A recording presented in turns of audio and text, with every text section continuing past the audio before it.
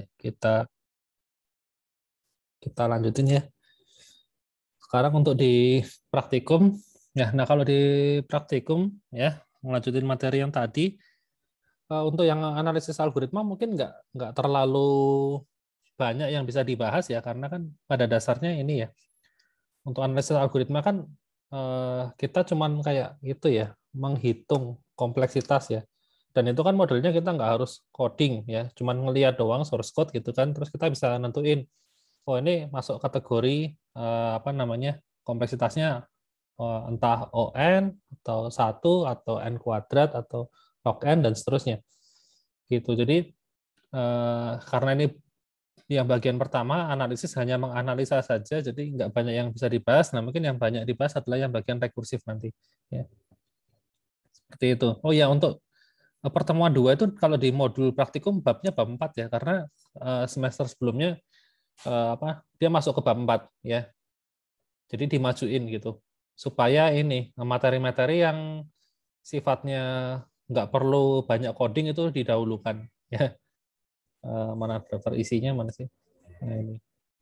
Jadi kan kalau tahun yang semester kemarin itu kan pertemuan 2 harusnya struktur data sama built-in Python ya, struktur data yang di dalam Python ya, yang built-in gitu. Nah, nanti yang analisis baru pertemuan 4, tapi kemarin apa namanya, kesepakatannya ya mending yang ini dimajuin aja gitu.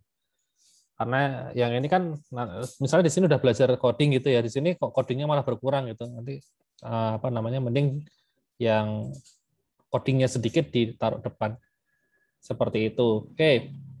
Nah, kalau di sini di praktikum karena nggak bisa dipraktekin untuk yang analisa algoritma pakai Big O, jadi kita menganalisa pakai waktu aja ya, pakai waktu. Kalau Big O itu kan tadi namanya ini ya, analisis asimtotik ya. Jadi berdasarkan Big O atau omega atau theta ya. Big O itu untuk worst case, omega untuk best case, yang theta itu untuk average gitu. Nah, ini kalau analisis asimtotik. Ada lagi analisis secara empiris. Empiris itu maksudnya ya dilakukan eksperimen ya. Analisis empiris itu kita eksperimen, cobain ya, paling gampang pakai waktunya. Meskipun tadi kalau menurut teori analisis berdasarkan waktu itu nggak direkomendasiin ya. Tapi ya mungkin siapa tahu kalian tetap butuh ya. Tetap butuh untuk analisis secara ini pakai waktunya milisecond gitu. Nah, untuk analisis waktu itu kalian bisa pakai ini ya. Import time ya, ini library buat nyatet waktu ya. Sekarang waktunya jam berapa sih gitu. Terus kemudian apa namanya, dilakukan proses, kemudian catat lagi waktunya ya. Jadi waktu startnya kapan, waktu end-nya kapan, terus tinggal di print selisihnya gitu. Sesimpel itu aja. Oke, misalnya kita coba ya bikin program yang agak kompleks kalian lah ya, ngitung bilangan prima ya. Ngitung bilangan prima. Kita cari aja di Google source code yang udah jadi ya. Prime number algorithm.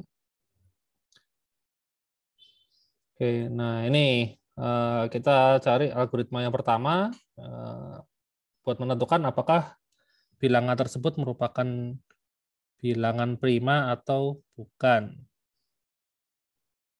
Saya sebentar, bukan yang ini sih.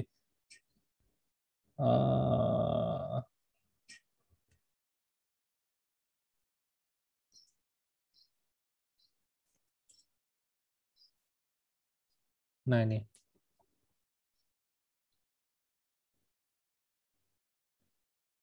Oke, ini algoritma yang pertama ya. Oke, saya copy aja.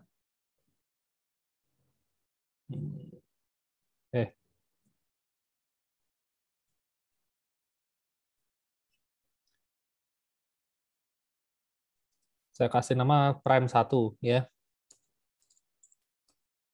Ini prime 1. Buat ngitung, misalnya saya kasih n-nya 5 ya. Jadi buat mencetak bilangan prima yang kurang dari 5 ya. Gitu. Kemudian saya cari lagi ada, kalau untuk ngitung bilangan prima tuh ini cara yang brutal ya, maksudnya pakai 2 kali looping. Ini looping yang pertama. gitu, buat ngeloop semua nilai yang ada, ya. Kemudian looping yang kedua itu buat melakukan pengecekan. Jadi kalau misalnya saya nilai I-nya sekarang ada di angka 9 misalnya, terus kita ngecek ya, apakah 9 bilangan prima atau bukan, kita harus ngecek semua faktor yang dimiliki oleh 9, misalnya 1. Ya 9 bisa dibagi dengan 1, oke, dihitung. 9 bisa dibagi dengan 2, kan enggak ya, berarti counternya tetap 1. 9 bisa dibagi dengan 3, oh iya bisa, berarti apa namanya, dihitung lagi, ya di counter lagi. Intinya mencari faktornya, ya faktorial dari 9 itu berapa aja sih? Gitu. Kalau misalnya faktorialnya hanya ada 2, ya, yaitu 1 dan bilangan itu sendiri, berarti dia prima. Kan gitu caranya ya. Gitu. Nah, ada lagi algoritma yang lain ya, namanya itu agak susah ya. Apa ya, shift apa gitu. Sebentar. Oh, ini. Yang ini bukannya. Ini naive approach. Kalau pakai cara yang ini ya, cara brutal ini kan kalau kita lihat itu 2 kali looping ya. Ini looping yang pertama ya, for ini. Nah, setiap kali looping dia akan manggil fungsi is prime kan. Nah, is prime ini di dalam is prime juga ada looping ya. Jadi 2 kali looping n kuadrat jadinya. Kita lihat. Nah, ini time complexity-nya n kuadrat ya. Nah, ada yang lebih ringan itu ini. Nah, ini time complexity-nya itu n log n ya. Mana tadi ada tulisannya?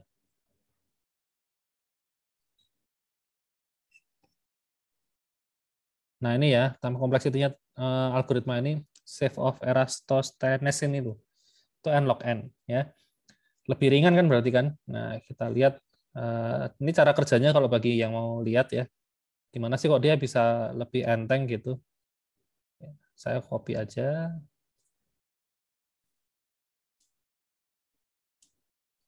Kemudian saya kasih nama. Oh, ini kok error ini?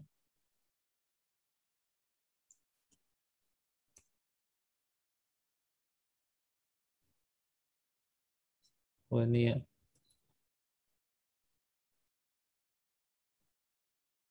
Ini saya kasih nama prime 2 gitu ya. Kalau kita lihat ya dia memang pakai 2 looping ya. 2 looping. Looping yang dalam pakai for, artinya dia n. Nah, tapi looping yang luar ini pakai while ya. While itu kan jumlah iterasinya belum tentu sebanyak n, tapi tergantung kondisi di sini. Kalau pakai for, ya pakai range itu cenderung dia n ya. Tapi kalau while belum tentu. Kita harus lihat kondisinya karena di sini kan kondisinya belum tentu increment. Tapi bisa kondisi yang lain juga. Nah, kebetulan kondisi yang seperti ini itu log n. Jadi n kali log n gitu. Nah, itu. Jadi kadang-kadang ada situasi di mana ya ini kalau kita mau analisis yang model-model begini itu nggak ada rumusnya ya. Memang kita harus lihat manual gitu loh. Ini kok bisa sih ini kok disebut log n gitu misalnya. Ya. Oke, ini prime 2 saya kasih n juga. Kemudian kan kita mau ngitung waktu ya tadi menurut modul kita harus ngimport ini library namanya time ya, diimport time-nya. Kemudian kita hitung tadi caranya gimana? Start ini time.time. Terus n-nya. Terus tinggal di print ya.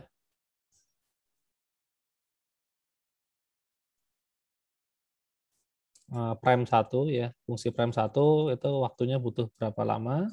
Kemudian ini saya copy semua aja. Saya ganti prime 2, ini juga prime 2.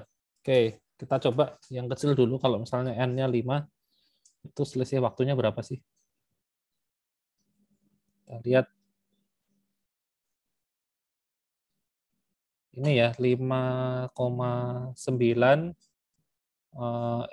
pangkat minus 06 ini juga sama ya, pangkat minus 06 artinya sama ya. Sama, kurang lebih sama lah gitu. Dua algoritma ini masih sama. Buat ngeprint hasilnya sama juga ya, ini 235, yang ini juga 235, cuman yang ini tadi yang ini mungkin saya bikin printnya ini.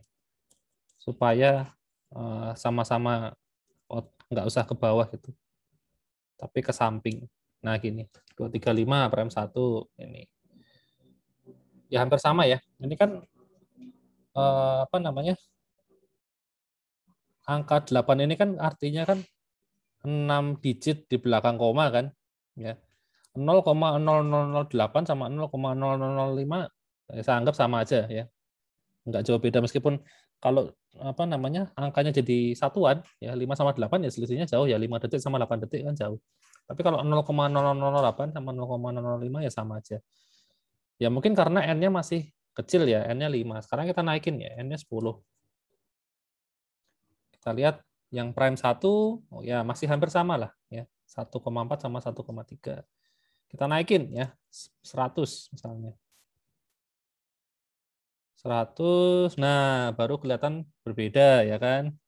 Yang algoritma yang prime 1 ini 0,0001. Ini artinya E pangkat minus 4 ya, karena angka 1 kan di belakang 4 digit di belakang koma. 1, 2, 3, 4.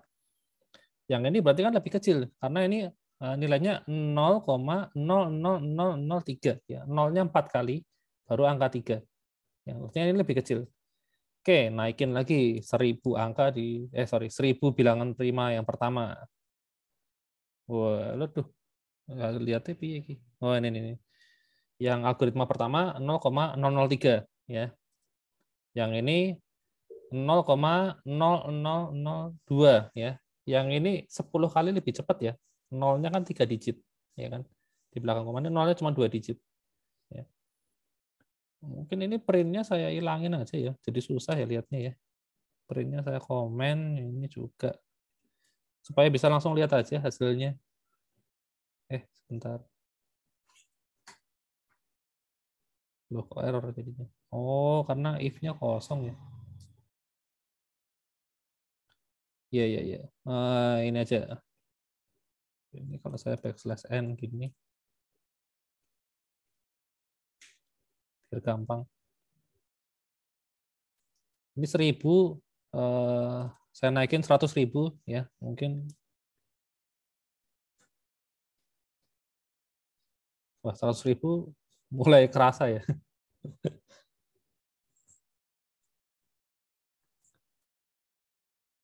Ini jebol jangan-jangan laptopnya nanti. Kebanyakan. Ini yang algoritma yang kedua itu 0,01 detik ya. 0,01 detik kalau algoritma yang pertama susah juga ya lihatnya. Memang mending di komen aja sih. Atau ini aja deh, print kosong aja ya. Nggak usah print angkanya, tapi print kosong aja ya. Saya ganti gini dulu. Nah, cuma buat lihat doang perbandingannya. Ini 100.000 bilangan prima yang pertama. Harusnya selisihnya jauh. Nah, ya kan, baru kelihatan ya. Algoritma yang pertama tadi kan n pangkat 2 ya. Hasilnya 14 detik ya. Algoritma yang kedua itu hanya 0,01 milisecond. Nah, ini baru kerasa bedanya ya. Ketika dinaikin nilai n-nya itu cukup besar, nah baru perbedaannya signifikan. Tapi kalau kita bermain di n kecil, ya nggak jauh beda. Ya. Itu tadi, itu antara yang algoritma yang pertama kompleksitasnya adalah n log n, sedangkan yang kedua adalah n kuadrat. Ya.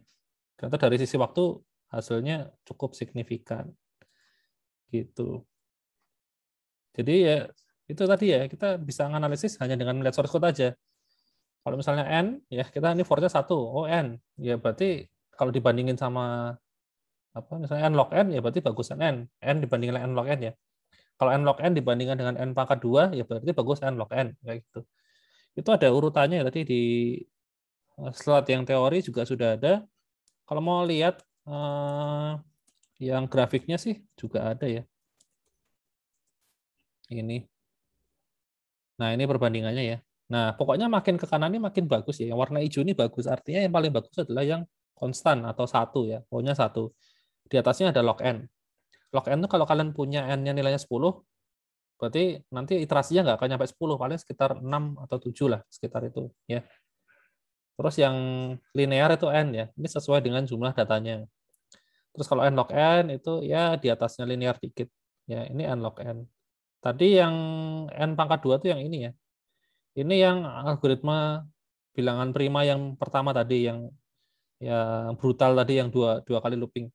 Kalau yang ini yang algoritma yang pakai tadi sieve of apa tadi? Ya, ini sieve of Eratosthenes ya. Susah amat namanya ya. Itu yang ini.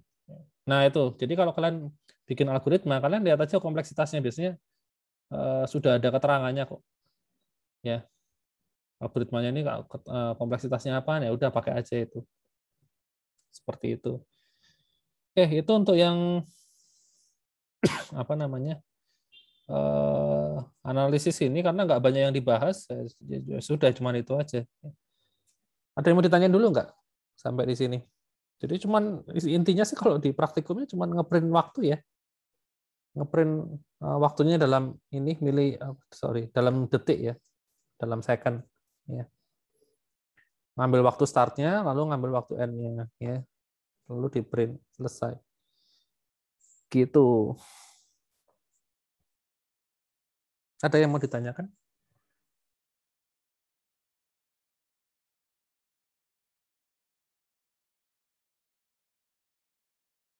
Nggak ada. Oke. Sekarang kita ke sini, fungsi rekursif ya. Rekursif tadi udah tahu ya, adalah fungsi yang memanggil diri sendiri ya. Rekursif itu yang paling simple. Saya bikin baru aja.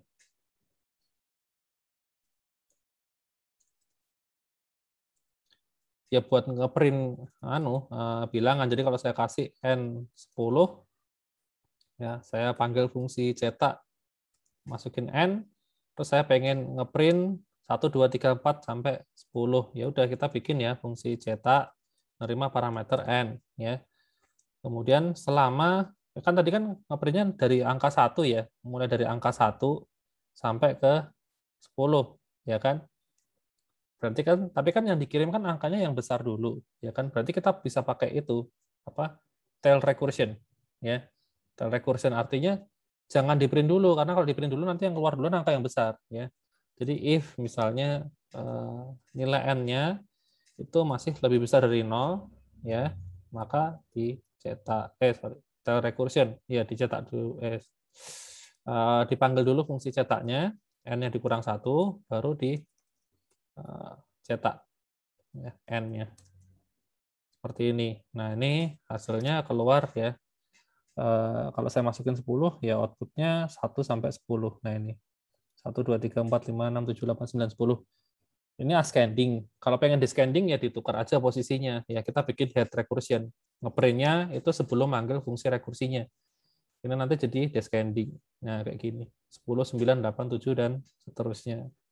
Ya, ini paling simpel ya rekursi kayak gini. Gitu. Kalau yang namanya rekursi, ya fungsi rekursif itu kalau dari sisi waktu ya, dari sisi waktu dibandingin dengan fungsi non rekursi ya, dari sisi waktu atau kompleksitas itu sebenarnya sama aja. Ya. Ini kan kalau kita lihat ini kompleksitasnya n ya. Jadi kalau saya kasih nilai n-nya 10, maka fungsi rekursif akan dipanggil sebanyak 10 kali. Betul kan? Terus kalau saya kasih nilainya 100 ya akan dijalankan 100 kali. Ya, jadi fungsi rekursif itu dari sisi waktu atau dari sisi time complexity itu sama ya. Secara big O sama. Jadi kalau kalian punya sebuah problem dibikin model rekursif dan dibikin model looping itu sebenarnya sama ya. Cuman fungsi rekursif itu hanya boros di sisi memori ya, makan RAM lebih banyak ya. Jadi kalau selama RAM komputer kalian itu gede ya nggak masalah ya. Jadi karena ya itu tadi dia makan tempat di memori itu lebih boros karena stack-nya itu akan numpuk terus ya sampai ketemu bentuk yang paling sederhana. Gitu. Oke, ya cuman itu tadi ya. Kalau kita mau analisis fungsi rekursif tuh ya nggak ada rumusnya gitu. Kalau bukan rekursif kan tinggal lihat aja, hitung ada berapa looping di situ. Nah kalau fungsi rekursif kan kita nggak bisa lihat ada for di sini kan nggak ada, while juga nggak ada, ya kan? Yang ada adalah pemanggilan fungsi itu sendiri. Nah, proses pemanggilannya kita harus lihat parameternya. Gitu. Kalau parameternya setiap iterasi hanya berkurang satu, ya berarti dia n kompleksitasnya. Ya. Tinggal gitu aja.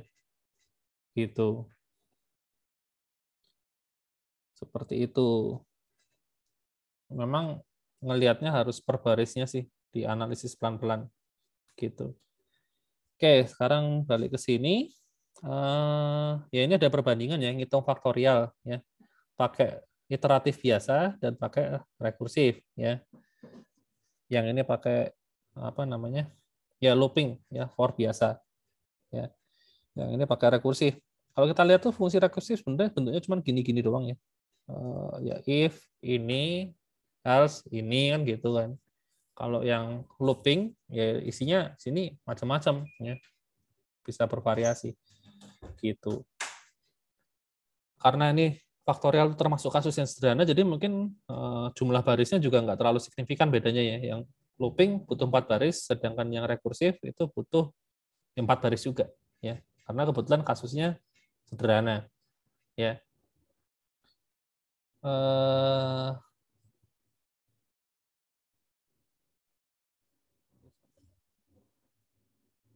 Sampai berapa sih? Oh, masih panjang ya sudah. Artinya nggak usah saya coba lah ya. Nanti saya yang coba yang bawah aja karena masih banyak yang harus dibahas. Oke, nanti bisa dicoba sendiri ya. Tapi dibaca harusnya sih udah cukup jelas ya. Ini cuma bandingin faktorial ya, hitung faktorial pakai looping sama pakai rekursif. Oke. Kemudian nah ini head recursion sama tail recursion ya intinya adalah proses pemanggilan apa namanya? Pemanggilan fungsi rekursifnya itu sebelum atau setelah eksekusi. Nah, itu. Ini kan di sini hanya ada satu baris eksekusi yaitu ngeprint doang ya. Sedang yang ini sih ini nggak ngapa-ngapain, ini cuma menandakan bahwa fungsinya selesai dipanggil. Nah, kita lihat proses pemanggilan rekursifnya kan ini ya, sedangkan baris yang dieksekusi kan ini. Nah, duluan yang mana? Kalau duluan proses manggil fungsinya ya berarti dia head ya. Fungsinya akan dipanggil lebih awal dibandingin dengan eksekusinya. Itu namanya head. Kalau yang tail itu baris programnya dieksekusi dulu baru kita panggil lagi fungsi rekursinya. Gitu.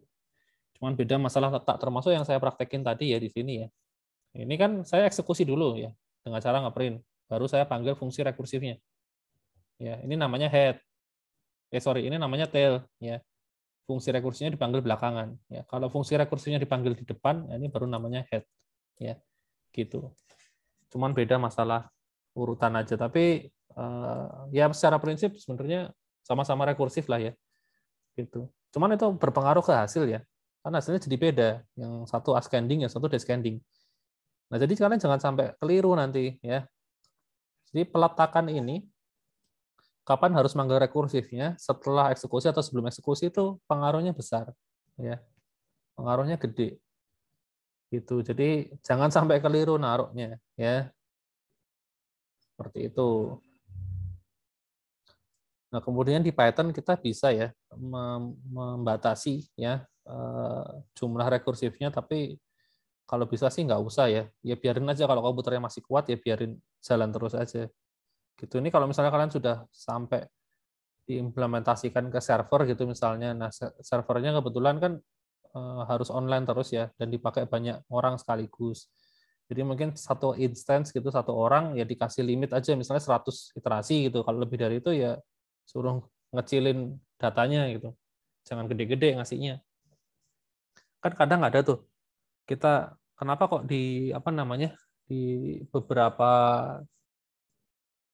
website gitu misalnya kalian suruh ngupload profile picture itu ada ukuran tertentu yang harus dibatasin kan. Jadi misalnya ukuran maksimal 1 mega gitu misalnya. Karena mungkin kalau lebih dari 1 mega kan sama websitenya kan nanti masih diolah ya. Foto itu kan biasanya masih diolah, entah dikompres atau difilter atau di macam-macam. Nah, kalau fotonya kegedean, fungsinya nggak kuat itu loh.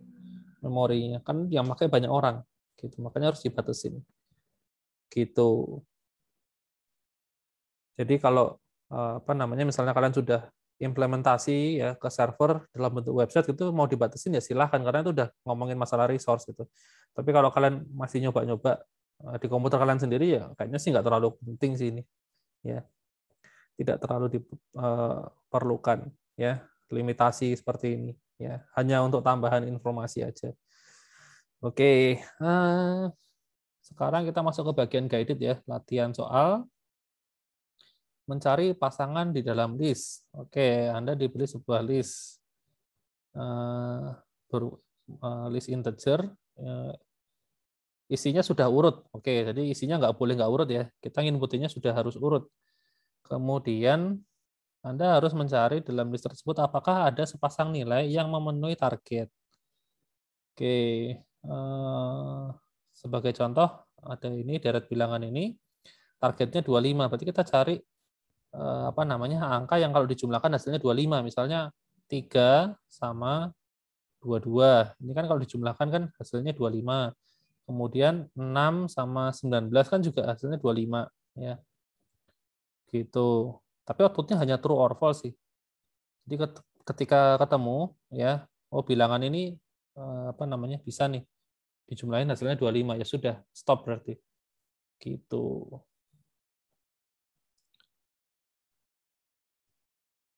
Oke, oh ini apa namanya?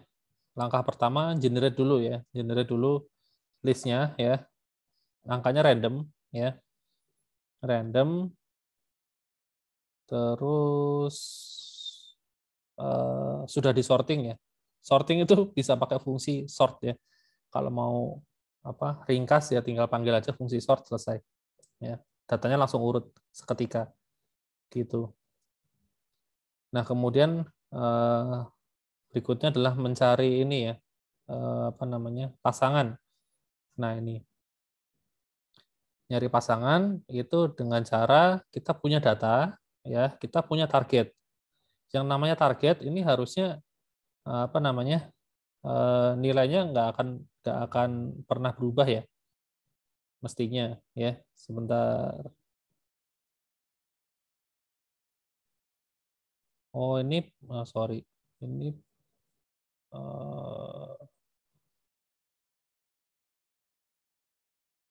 oh ini cuma ngukur itu sih.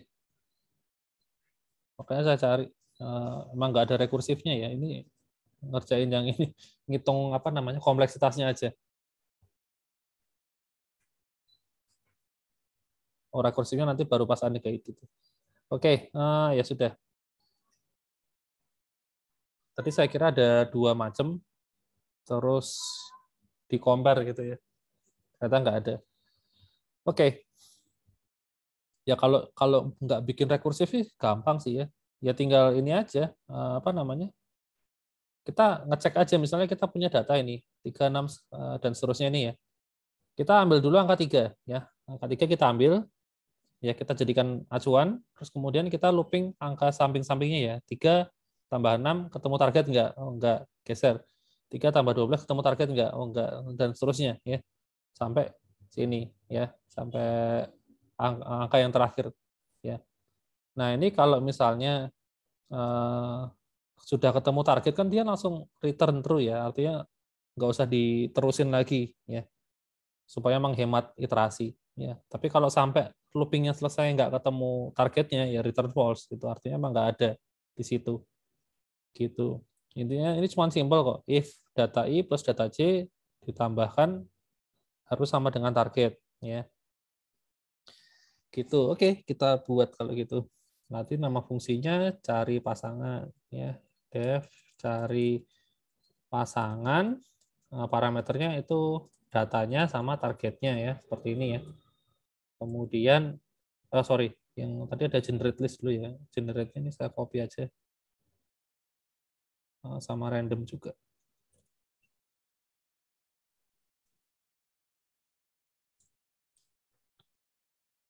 Ini saya copy ya, ini buat generate angkanya. Kemudian untuk cari pasangan ya tinggal looping aja for misalnya i in range gitu, sejumlah datanya dikurang 1 ya.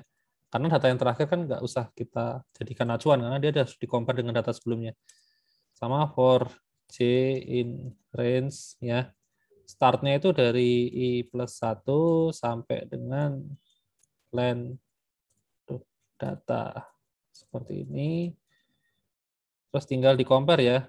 Kalau data ke I tambah data ke C sama dengan target ya, maka tinggal di-print aja. Data ke I, tutupin. Jadi salah.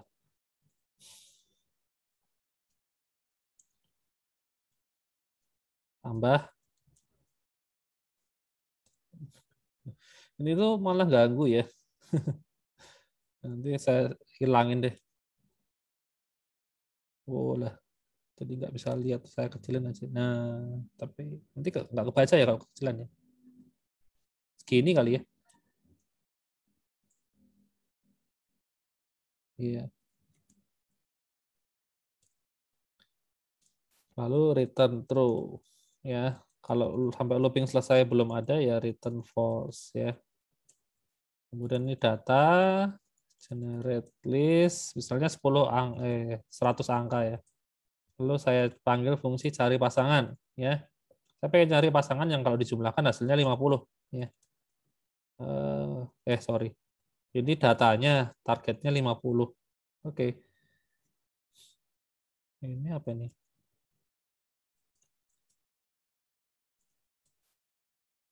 Saya jalankan.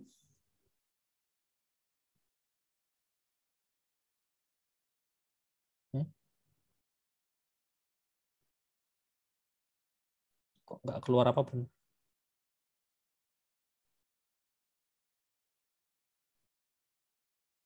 Loh.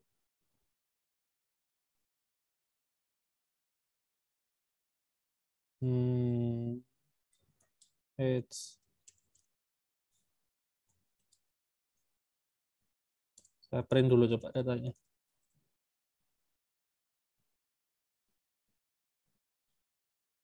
Datanya ada ya, bisa kecetak. Tapi kok ininya nggak kebaca.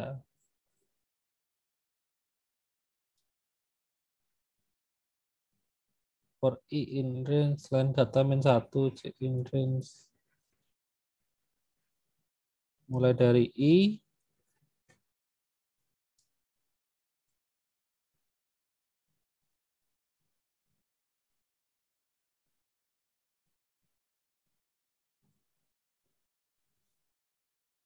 kayaknya udah betul ya.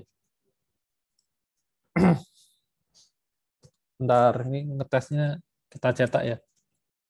Apakah di sini iterasinya jalan? Ya.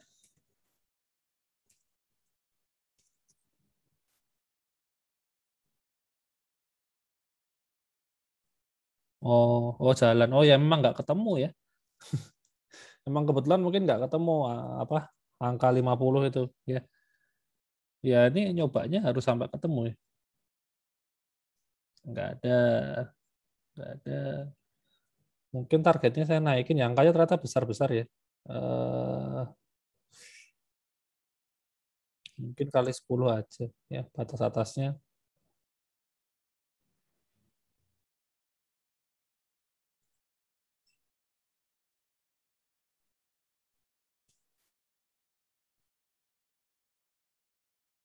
Nggak keluar, nggak ada, nggak ada lagi.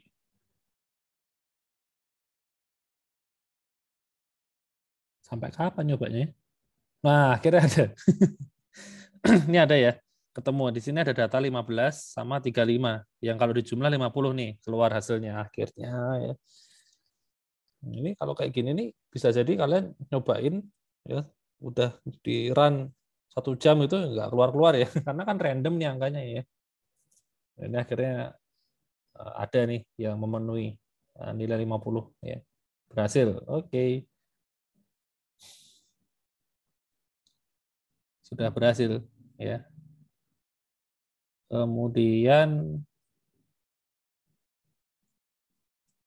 ya ini fungsi cari pasangan ini kan kompleksitasnya tuh ada 2 looping ya. Ini for yang di luar, ini for yang di dalam. Berarti kompleksitasnya adalah n pangkat 2 ya. N pangkat 2 itu termasuk algoritma yang kurang bagus ya. Kurang bagus. Kalau kita coba ya hitung waktu yang dibutuhkan. Ini apa nih for oh ini ditambahin sih. Ditambahin supaya target dibuat supaya mencapai kondisi worst case. Oh iya, ngitung ini apa namanya? Ngitung waktunya yang dibutuhin ya.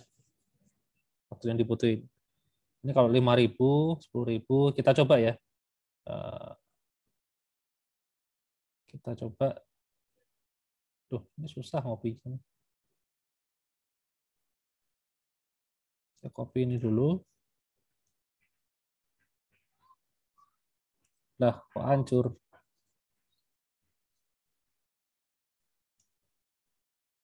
Oh, enggak apa-apa.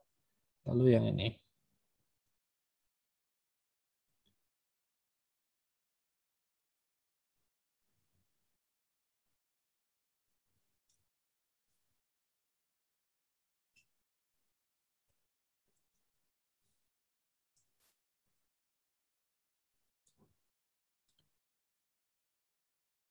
Ini importnya time it ya.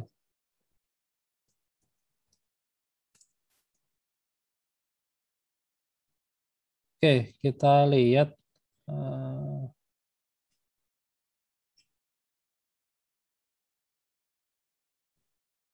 hasilnya.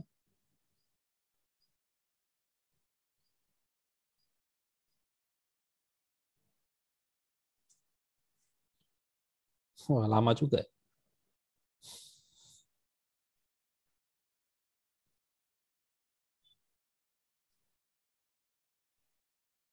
5.000, 10.000, 15.000, 20.000. Lambat sekali.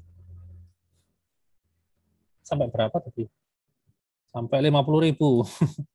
Oke.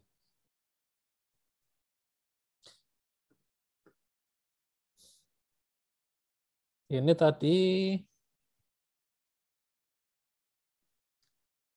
ini dicoba di Core i5 ya, RAM-nya 12 GB. Ya, hasilnya seperti ini. Ini komputernya siapa ya? Kayaknya Pak Yuwan. Oh iya. Di komputernya Pak Yuwan hasilnya seperti ini ya. RAM-nya 12 GB. RAM saya lebih rendah ya, 8 GB doang. Tapi lebih cepat ininya. 0 kok yang 5.000 data ini 0,6 detik ya. Yang ini 1,1 ya.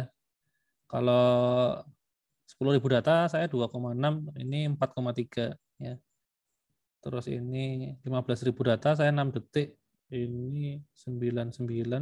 Yang 30.000 saya 24. Ini 40. Oke. Nah, ini kayaknya dijalanin di Windows ya. Ya ini sekalian buat bukan promosi sih. Kalau kalian pakai apa namanya? Kayak Linux gitu ya. Linux itu biasanya lebih cepat ya. Kalau saya di sini pakai Mac ya. Mac sama Linux hampir sama lah performanya. Jadi kenapa kok apa namanya? Orang-orang apa IT programming gitu lebih suka banyak yang pakai Linux ya. Karena secara performa lebih kenceng ya. Lebih kencang meskipun speknya sama atau bahkan lebih rendah. Ini kan tempat saya RAM-nya juga cuma 8 GB ya. Kalau prosesornya enggak tahu nih clock-nya berapa ya. Tapi dari sisi OS memang anu sih apa namanya? Lebih cepat ya.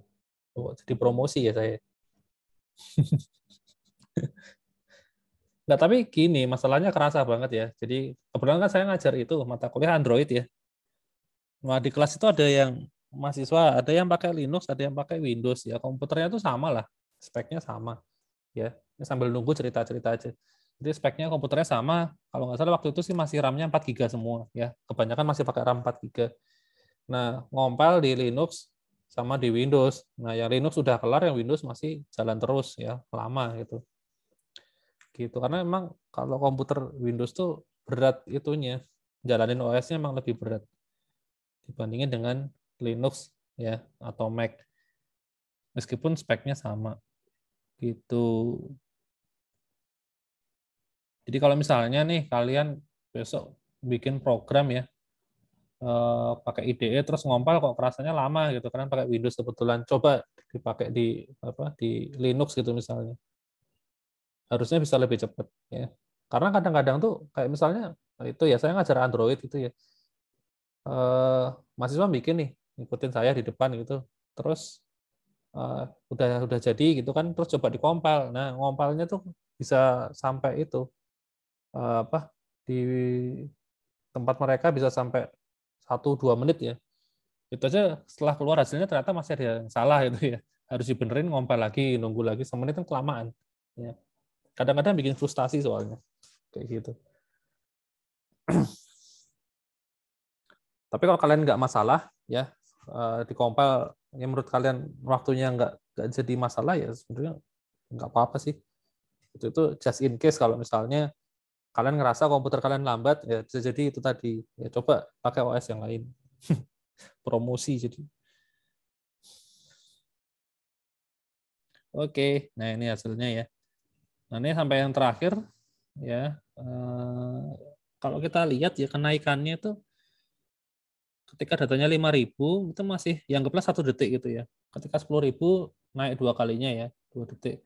Ketika 15.000 naiknya bukan 3 kali dari 1 detik tapi 6 kali ya. 20.000 itu naiknya 10 kali ya. Terus 25.000 16 kali dan seterusnya ya. Makin lama naiknya tuh bengkaknya makin nggak karuan itu. Kalau misalnya 5.000 1 detik, 10.000 2 detik, 15.000 3 detik, 20.000 4 detik itu kan masih mending, ya kan? Itu artinya kompleksitasnya n. Kalau n kompleksitasnya n, itu hasilnya seperti itu. Ini 1 kali, 2 kali, 3 kali urut gitu loh. Tapi berhubung ini tadi kompleksitasnya adalah n kuadrat, jadi makin lama tuh naiknya tuh makin nggak karuan itu loh. Ya, dan makin lambat juga kan, ngerjain 50.000 data, kita harus nunggu 1 menit lebih. Ya, sekarang bayangin kalau misalnya ini dipraktekin untuk bikin algoritma pencarian ya di Tokopedia gitu misalnya. Kalian nyari barang di Tokopedia itu mungkin jumlahnya jutaan itu ya. Di searching gitu ya. Pakai cara seperti ini, algoritma yang kompleksitasnya n kuadrat ya. Setelah misalnya datanya 50.000 ya. Usernya harus nunggu 1 menit ya. 66 detik ini harus nunggu selama 66 detik baru keluar hasilnya. Udah di close komputernya ya. Websitenya not responding, lambat amat, ini buang aja lah, kayak gitu. Ya, ya itu ya. Jadi algoritma-algoritma yang kompleksitasnya n kuadrat ke atas ya.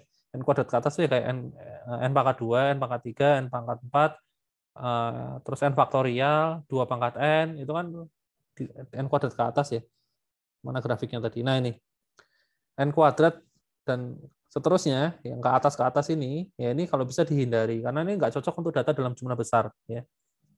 Kalau kecil nggak apa-apa ya. Kita lihat tadi kalau datanya cuma 5.000 gitu, ya dia cuma nggak nyampe 1 detik ya, nggak nyampe 1 detik, cuma 0,6 detik. Ini masih oke lah, masih bisa ditolerir gitu ya.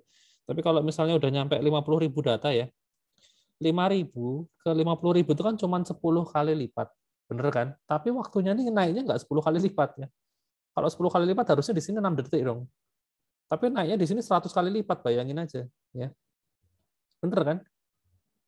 Datanya naik 10 kali lipat, tapi waktunya naiknya 100 kali lipat. Ya.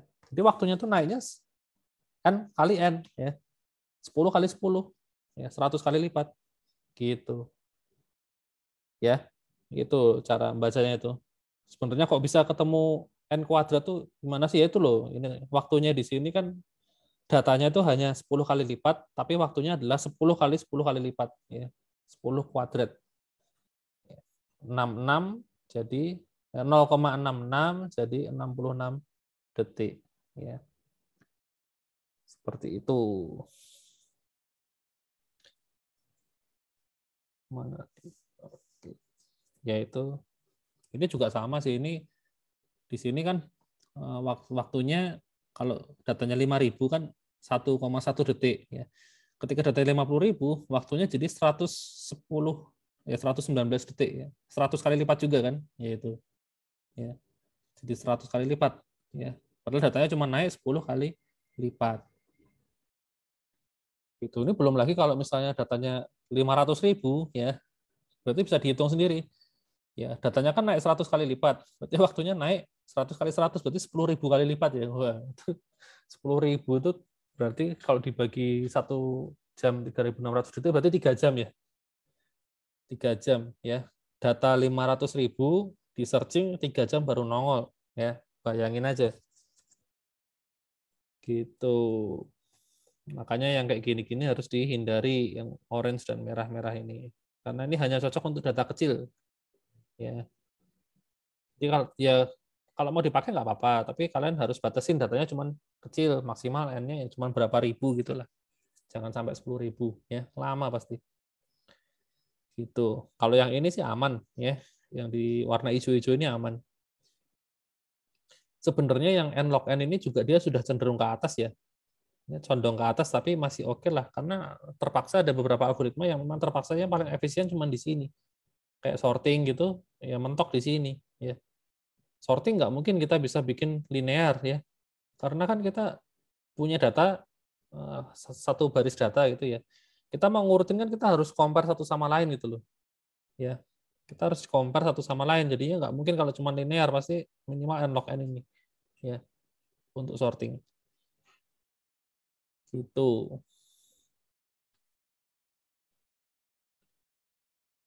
Terus apa lagi sini? Ini hasilnya ya. Terus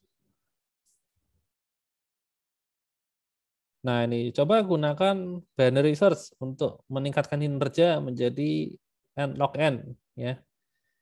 N log n. Jika Anda kreatif sebenarnya ada solusi n untuk masalah ini ya.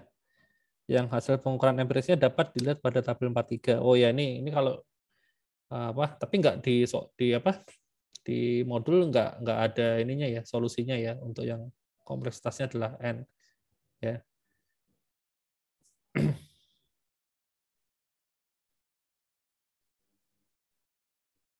Gitu.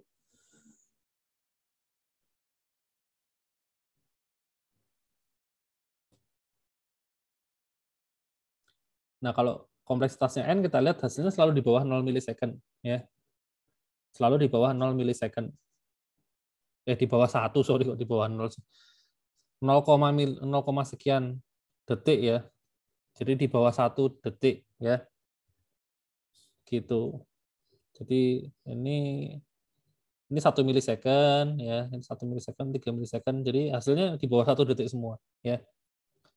Itu kalau kompleksitasnya pakai yang ini n gitu. Memang ini caranya sih ya sangat-sangat tidak efisien ya algoritmanya ya. Sebenarnya kan kita bisa perbaikin ya, kita bisa perbaikin. Jadi misalnya gini, di sini kan pengen cari target ya, cari targetnya adalah mana nih targetnya kan minus 100 ya, minus 100. Nah artinya kan kita sudah bisa bikin ya apa namanya, sebentar mana sih tadi hasilnya itu.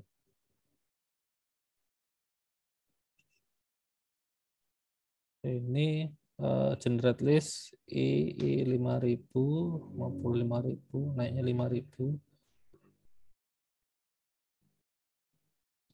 Sebentar.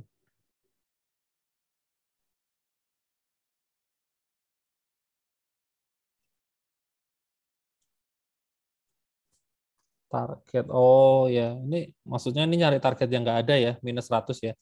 Minus 100 kan nggak akan ketemu. Jadi itu emang kondisi maksimal gitu loh. Ya kan? Nah, tapi kan gini, sebenarnya kan kalau kita punya list ya sederet angka ya, 5.000 angka begitu, sebenarnya kan kan ada kombinasi yang memang sudah nggak mungkin untuk membentuk angka ini. Ya, itu bisa dieliminasi duluan ya. Mestinya begitu. Terus ya itu caranya untuk mempersingkat seperti itu. Jadi misalnya gini, yang gampang, nah misalnya pakai contoh yang ini ya. Kita punya deret bilangan 3 sampai 35 ya. Ya kan? 3 sampai 35. Nah, ini kan kita punya ini apa namanya? angka kan 41, ya kan? 41. Nah, kebetulan dari bilangannya ini angkanya semua di bawah 41. Kan seperti itu, ya kan? Nah, sebenarnya gini, kita kalau mau jumlahin, kan ini kan angkanya sudah pasti unik ya, harusnya kan nggak ada yang kembar gitu kan.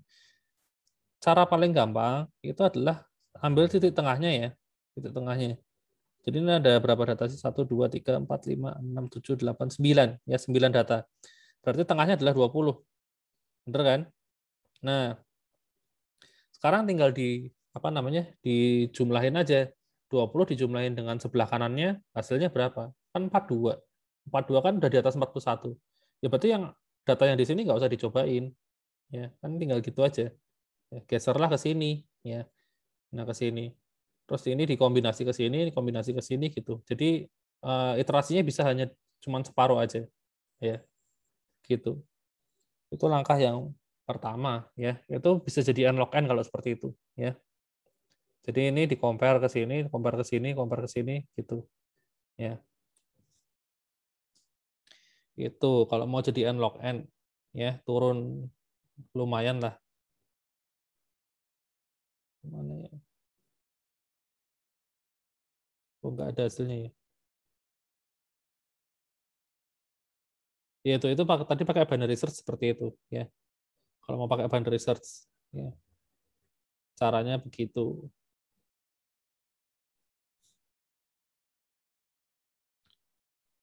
Nah, ini untuk latihannya, lakukan perbandingan kinerja, bikin fungsi yang iteratif sama rekursif ya.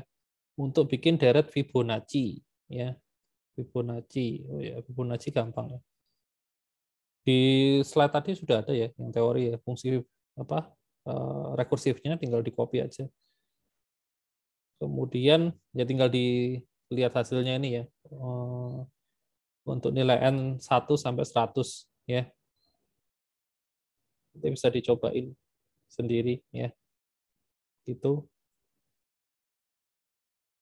kayaknya itu aja. Ya, cepat juga ya. Ada yang mau ditanyain nggak sampai di sini?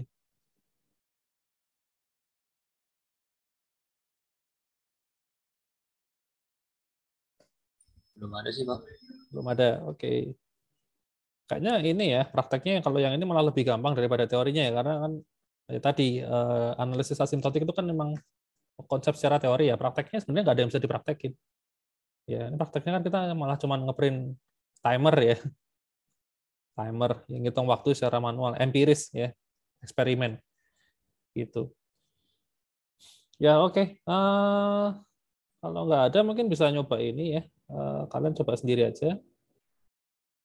Silahkan dicoba untuk mengerjakan ini. Source code-nya sih sudah ada ya. Mau cari di internet juga banyak. Karena cuma tinggal bikin tabelnya aja. Untuk nilai 1 sampai 100 hasilnya seperti apa. Kira-kira ada perbedaan nggak sih waktu dari kalau misalnya fungsi iteratif sama fungsi rekursif gitu? Kalau tebakan saya sih nggak ada ya. Harusnya sama kecuali memori kalian penuh ya. Jadi fungsi rekursifnya itu kalau memori komputer penuh, ya itu kan dia harus melakukan namanya context switching ya. Jadi memori sebagian ditaruh di hard disk gitu loh. Ada mekanisme seperti itu. Nah, itu kan jadi lambat. Ya. Tapi kalau memorinya cukup, ya cukup longgar, harusnya sih nggak ada bedanya ya dari sisi waktu ya antara fungsi iteratif sama fungsi rekursif. Tapi kalau dari sisi memori nanti kan kalian bisa coba lihat juga. Kalau di Windows bisa buka task manager gitu, penggunaan memori ya. Ketika fungsinya dijalankan secara iteratif sama fungsinya rekursif. Tapi mungkin harus dinaikin, jangan 100, tapi agak besar gitu, misalnya 1000 ya atau 10.000 gitu. Nah, nanti baru kelihatan ya. RAM-nya penuh terus itu, karena stack-nya makin tinggi. Itu bagi yang penasaran bisa dicoba ya. Oke, nggak ada yang mau ditanyakan?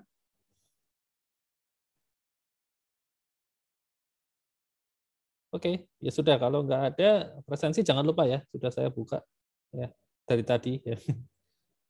Ya, kalau gitu kelasnya cukup sampai di sini aja ya. Sampai ketemu lagi minggu depan ya. Oke, thank you semuanya. Terima kasih, Pak. Terima kasih, Pak.